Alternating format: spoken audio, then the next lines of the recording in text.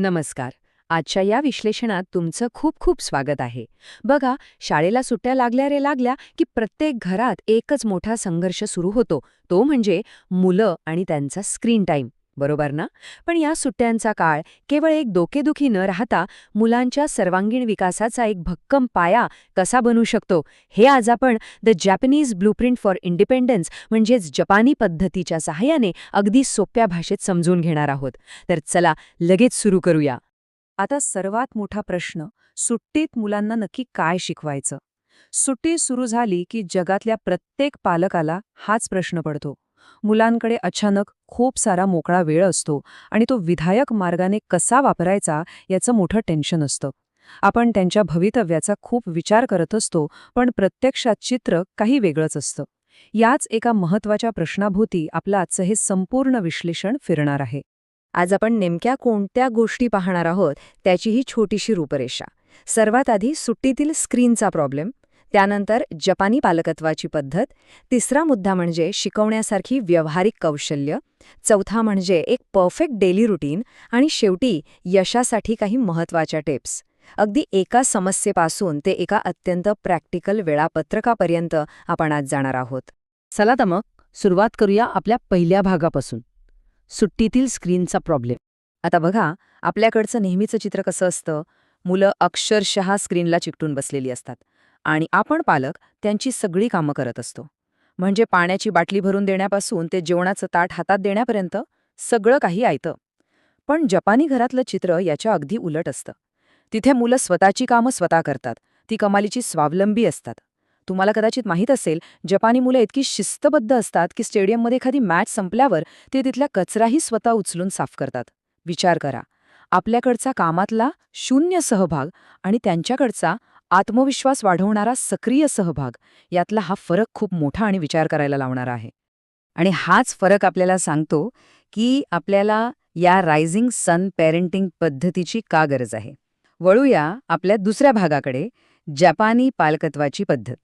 जपानमध्ये सुट्टी म्हणजे फक्त लोळत पडणं नाही. तिथे जपानी पालकत्वाचे 5 मुख्य आधारस्तंभ आहेत, जे आपणही सहज वापरू शकतो. पहिला आहे स्वावलंबन, म्हणजे मुलं लहानपणापासून स्वतःची कामं स्वतः करतात. दुसरा आहे शिस्त आणि रुटीन. तिसरा म्हणजे जगाची ओळख, मुलांना नुसतं घरात न बसवता जाणीवपूर्वक पार्क किंवा म्युझियममध्ये नेऊन बाहेरचं जग दाखवणं. चौथा स्तंभ म्हणजे कौशल्य विकास, कुठलीही कला किंवा खेळ जोपासणं. आणि पाचवा, अत्यंत महत्त्वाचा स्तंभ म्हणजे सामाजिक सहभाग, जिथून मुलं टीमवर्क किंवा एकमेकांसोबत मिळून काम करायला शिकतात.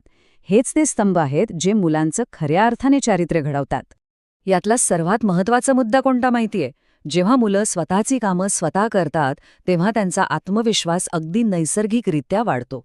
आपण अनेकदा विचार करतो की मुलांना कामाला का लावायचं, पण खरं सांगू, स्वतःची बॅग भरणं किंवा जेवल्यावर आपलं ताट स्वतः उचलून ठेवणं, या छोट्याशा गोष्टीतून मुलांमध्ये एक जबरदस्त मानसिक ताकद निर्माण होते.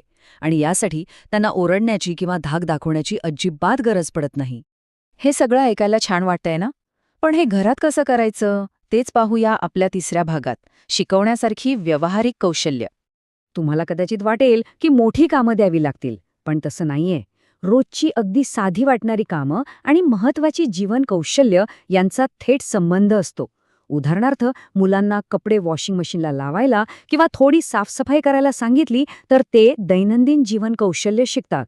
दुकानातून किराणा किंवा एखादी छोटी वस्तू आणायला सांगितली तर त्यांच्यात जबाबदारीची जाणीव निर्माण होते.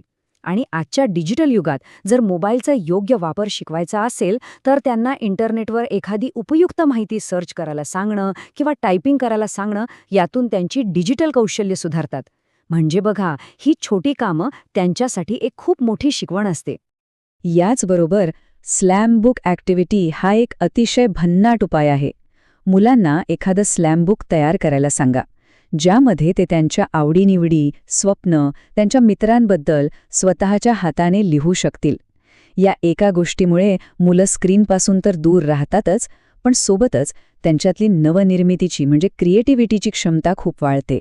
आणि सर्वात महत्त्वाचं म्हणजे यातून कुटुंबासोबत जोडल्या जाण्याच्या कायमस्वरूपी गोड आठवणी तयार होतात. आता आपण हे जे काही तत्वज्ञान आणि कौशल्य पाहिली ती प्रत्यक्ष एका दिवसाच्या वेळापत्रकात कशी बसवायची हे आपण पाहणार आहोत आपल्या चौथ्या भागात, एक परफेक्ट डेली रुटीन. हे जपानी समतोलावर आधारित एक अतिशय परफेक्ट वेळापत्रक आहे. बघा, सकाळच्या वेळेत मुलांची ऊर्जा एकदम शिखरावर असते, तेव्हा त्यांच्याकडून अभ्यास आणि वाचन करून घ्या. दुपारच्या वेळेत त्यांच्याकडून घरातली छोटी कामं, त्यांचा एखादा छंद आणि हो, मर्यादित स्क्रीन टाईम आपण नक्की देऊ शकतो. संध्याकाळी मात्र बाहेर जाऊन मैदानी खेळ खेळणंच गरजेचं आहे. तो वेळ घरात बसून काढायचा नाही. आणि रात्री झोपण्यापूर्वी एकत्र फॅमिली टाईम आणि दुसऱ्या दिवसाचं थोडंसं प्लॅनिंग. अगदी सुटसुटीत आणि एकदम संतुलित वेळापत्रक आहे की नाही? पण अर्थातच हे नवीन वेळापत्रक राबवणं सुरुवातीला थोडं कठीण वाटू शकतं. म्हणूनच आपला शेवटचा आणि 5वा भाग आहे यशासाठी महत्त्वाच्या टिप्स. हे सगळं यशस्वीपणे करण्यासाठी हे 4 सुवर्ण नियम नेहमी लक्षात ठेवा. पहिलं म्हणजे मुलांनी एखादं छोटं काम जरी केलं तरी त्यांना सतत प्रोत्साहन द्या, त्यांचं मनापासून कौतुक करा. दुसरं म्हणजे सातत्य. चांगल्या सवयी का एका रात्रीत लागत नाहीत, त्यामुळे रोज सातत्य ठेवा. तिसरं, स्क्रीन टाईमवर पूर्णपणे बंदी आणू नका, तर तो मर्यादित ठेवा. यामुळे घरातली अनावश्यक भांडणं टळतील. आणि चौथं आणि सर्वात महत्त्वाचं, कधी बळजबरी करू नका. मुलांना प्रेमाने आणि समजावून या नवीन रुटीनमध्ये सामावून घ्या. तर ह्या संपूर्ण विश्लेषणाचा सारांश एवढाच आहे की सुट्टी म्हणजे नुसता टाइमपास नाही, तर ती मुलांच्या आयुष्याचा भक्कम पाया रचण्याची एक मोठी सुवर्णसंधी आहे. हे जे काही आठवडे सुट्टीचे मिळतात ना, ते वाया घालवण्यासाठी नसून त्यांच्या सर्वांगीण विकासासाठी मिळालेला तो एक अतिशय अमूल्य वेळ आहे. हे नेहमी लक्षात ठेवा. आणि आता जाता जाता तुमच्या सर्वांसाठी एक अत्यंत प्रबळ आणि विचार करायला लावणारा प्रश्न. आजपासून तुम्ही कोणती एक छोटी सवय सुरू करणार आहात? ती सवय अगदी स्वतःची बॅग भरण्याची असो, वेळेवर उठण्याची असो वा स्वतःचं ताट उचलण्याची. सुरुवात अगदी छोटी असू द्या, पण ती आजच करा. यावर नक्की विचार करा आणि ही जपानी ब्लूप्रिंट वापरून या सुट्टीचा पुरेपूर फायदा घ्या. या विश्लेषणात सहभागी झाल्याबद्दल तुमचे खूप खूप धन्यवाद.